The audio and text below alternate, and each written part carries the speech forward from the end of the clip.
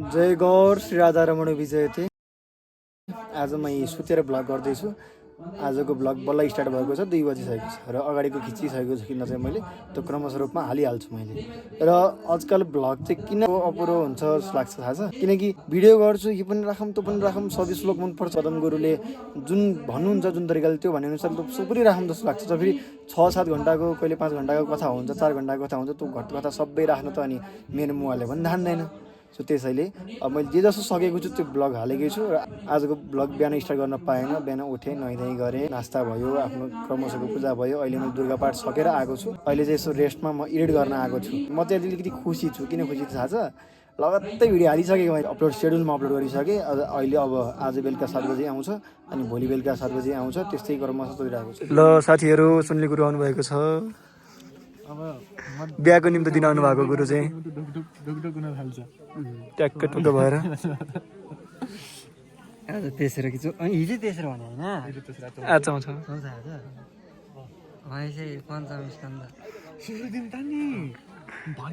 सुरु दिन कहाँ कथा गरियो त? सुरु दिन कतै भएन भनेको होइन, एकछिन ध्यान गरिसकेर अरू बाँकी 15 मिनट भन्ने बित्तिकै ठ्याक्कै रोक्यौँ। अब धेरै रोकियो भने त त्यहाँ होइन नगर न यार, भेट्यो त्यो लाइन हुन्छ नि त, धेरै रोक्यो भने त एकछिन स्लोक हेरेको भए 3-4 सेकेन्ड स्लोक हेरेको जाउँ कि भित्र, अब गुरुले पनि बोलायो होला नामलाई।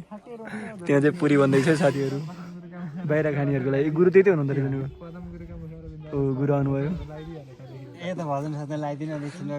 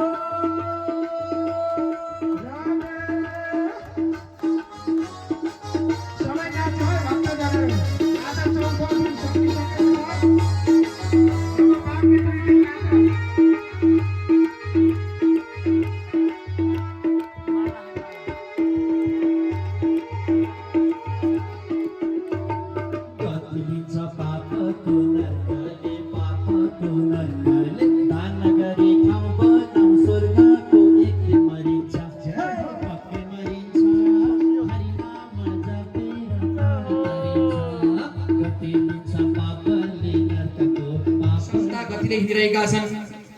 यसले भन्न लाग्यो, आह हे बुढा र सात भूतिक क्रम त तिमीलाई राम्रोसँग हिँड्न आउँदैन। कतिखेर मेरो टाउको ठोकाइदिएको छ, कतिखेर यता लडाइदिएको छ, कतिखेर उता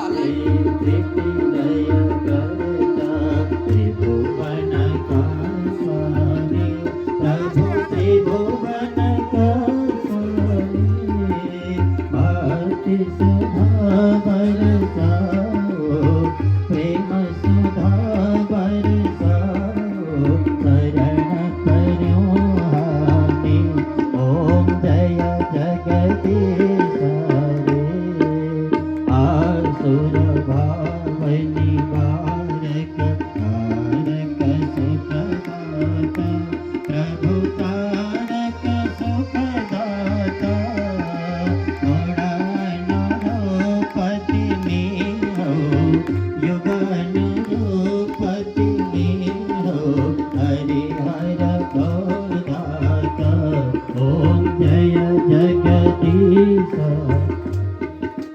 युग युग पालन गर्छौँ अगणित रूप धरी प्रभु अगणित रूप धरी। हामीले हिजोको सत्रमा श्रवण गरेका थियौँ कि सत्कर्म भनेको के हो। सनकादि 4 जना ऋषिमुनिहरूले नारदजीलाई सत्कर्म भनेको के हो बताउनु भएको थियो। त्यस पछाडि नारदजी सनकादि ऋषिमुनिहरूको शरण ग्रहण गर्नुभएको थियो। नारदजीले सनकादि ऋषिमुनिहरूको शरणलाई ग्रहण गर्नुभएको थियो।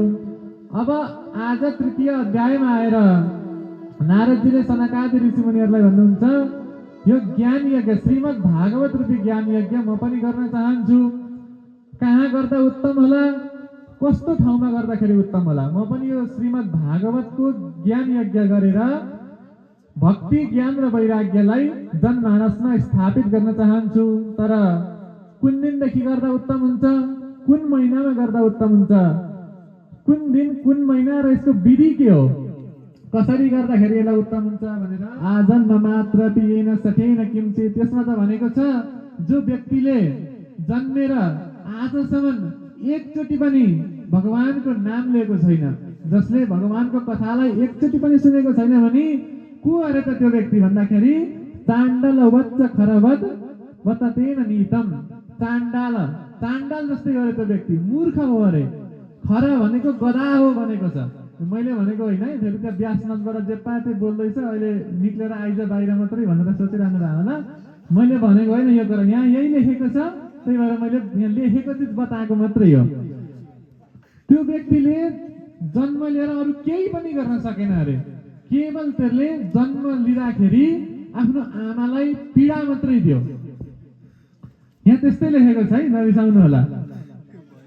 जो व्यक्तिले जीवनमा एकचोटि पनि भगवानको नाम लिँदैन, पापै पाप कर्म मात्रै गर्छ, भगवानको कथालाई कहिले पनि सुन्दैन भने त्यो व्यक्तिलाई धिक्तम नरम पशुसमम भूविभार रूपम।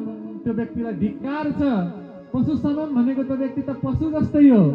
भूविभार रूपम भनेको भूमिलाई भार मात्रै गर्यो त्यो व्यक्तिले। पृथ्वीको